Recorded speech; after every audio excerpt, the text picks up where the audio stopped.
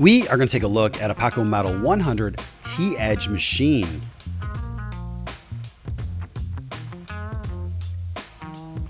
Please remember to hit the subscribe button, like, share, and turn on notifications to receive our latest videos as they drop.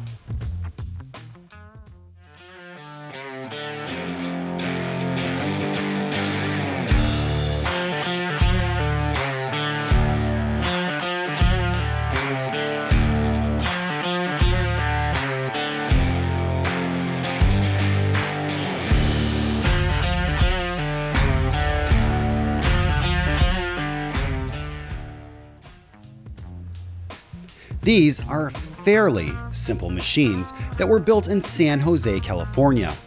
The Model 100 is pretty unique in that there are two foot pedals and an on and off switch.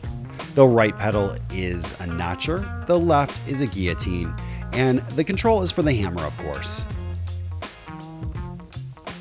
This is a single phase 110 volt machine and also requires air for the pneumatics. This is also a very clean example of a Model 100.